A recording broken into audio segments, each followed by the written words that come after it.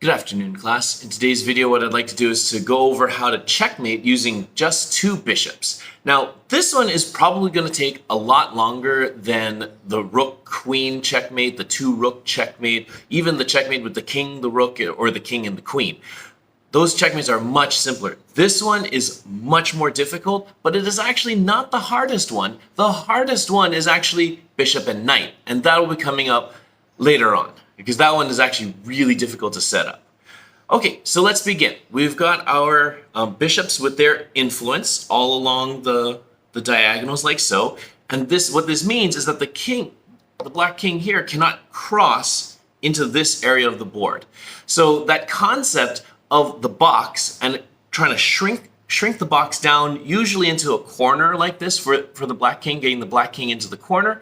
This principle still applies. It's just now a little bit harder to get it across, because now you have to worry about the king actually coming over and starting to threaten these two bishops. So let us begin. We're going to start by cutting off as many squares as we can.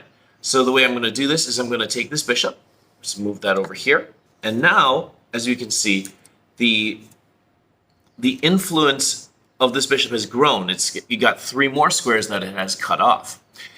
The king at this time is going to try and come up over here, because he's going to try and want to come over here where there is no influence of the bishops, possibly cutting the bishops off. So this time, what I'll do is I'll move my bishop over here. And as you can see, the king is now cut off both on this diagonal and this diagonal. So the king is now boxed in over here. So the king is now going to try and stay over here. He's actually going to try and keep these bishops over here and not let this box get any closer. This is where the king, the white king, becomes very important, because now the white king is going to start marching up. Okay, now we're going to need to add a couple more influence patterns, because now this king is involved. This king comes over here.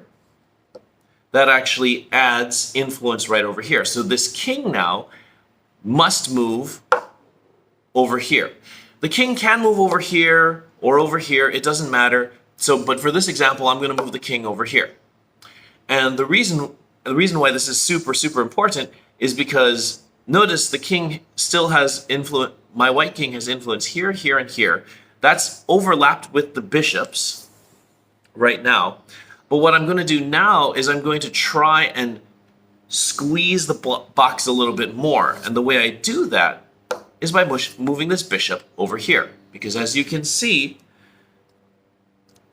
now if the king wants to go over here where the box is a little bit bigger and wider, he'll have to take at least 2 moves to get over here, because the king is now cutting off squares and the bishop is still cutting off these squares. So this is really good. So what we're going to do next is we're going to continue to squeeze the king and force the king into this corner right over here. The way we do that is because now the king has to move. So the king is going to move over here probably to try and get to this place, because if the king can reach here, then the king can move here and possibly escape the box, and that is no good.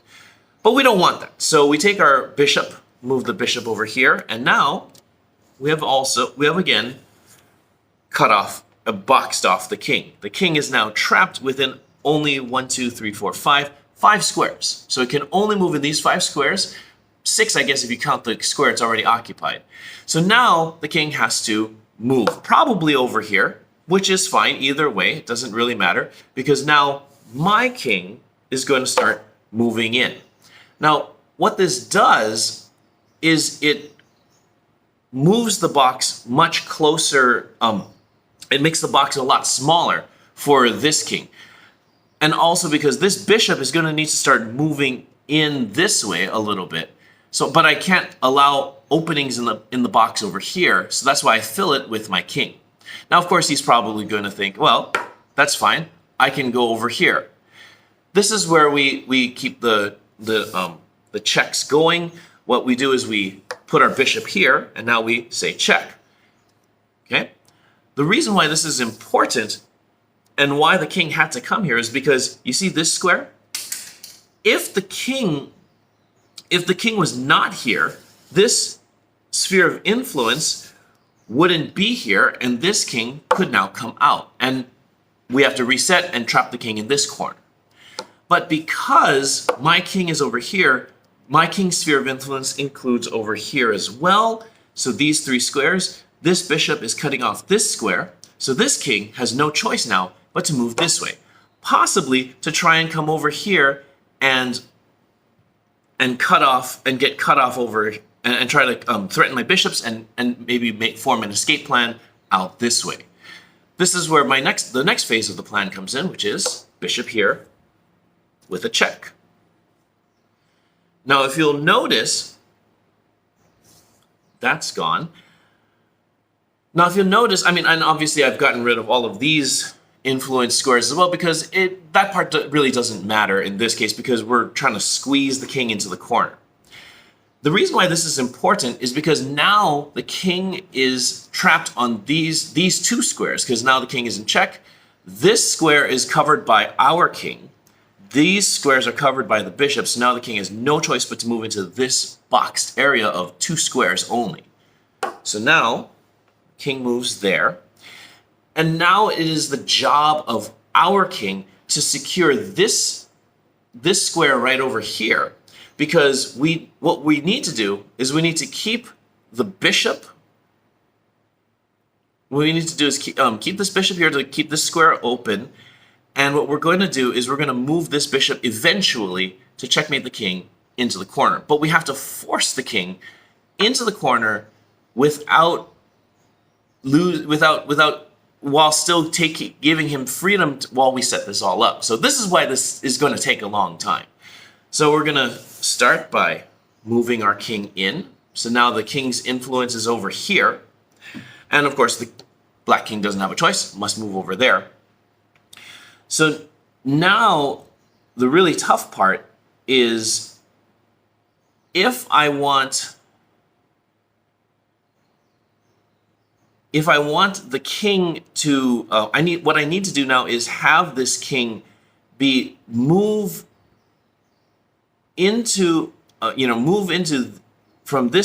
back to this square. I need to check the king. The king then needs to move back into here because the checkmate is going to be something along the lines of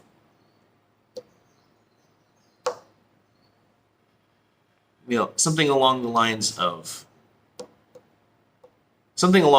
this, or possibly even out here. Okay, that's what it's supposed to look like. But right now we've got our setup. So, but I can't move this king here because then this king will be trapped and it'll be stalemate. So I have to play this very, very carefully while still maintaining this pressure on this square, because this actually, even though this box is really small, this king has an escape route this way. So we have to be careful.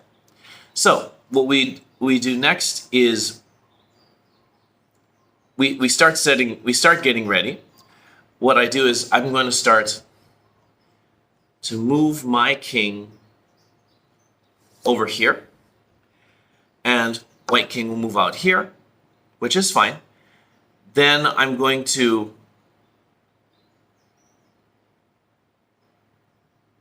let me keep my thing here. I'm going to move my bishop out here because I'm going to try and cut this square off over here. However, I have given black one more extra space to move, which is fine. And that's where my next check comes in. This is important because now my white bishop is still cutting off these squares. My king is covering these squares. And so this check puts the king back into the box. But now my bishop is a little bit more free in order to make sure that all of this is still working. So then I'm going to move my king out over here. King has to move back in. I'm going to take my king, put it over here. This king comes out. Now, the hard part is what I need to do is, in essence, I need to waste a move, essentially. So I'm going to move my bishop over here, which still allows for all of these sphere of influence to stay there, and this king to stay in the box. So the king will have to move back. Now what I do is I move my king out here, because now I'm solidly trapping this king over here with my king's influence, and I don't need my bishop's influence to make this king stay in the box. So the king comes out, and now here comes the checkmate. What I do is I take my bishop, move it over here. The king is now in check, cannot move down here because of this bishop, so the king will move in here. And then, to finish us off, I have my last bishop go over here and deliver checkmate to this king. So that was a fairly long video, but that is in essence how to do a 2-bishop checkmate. In the next video, which will take me a little bit longer to do, but I'm going to work on the bishop and knight checkmate. So study hard, and I'll see you in the next video.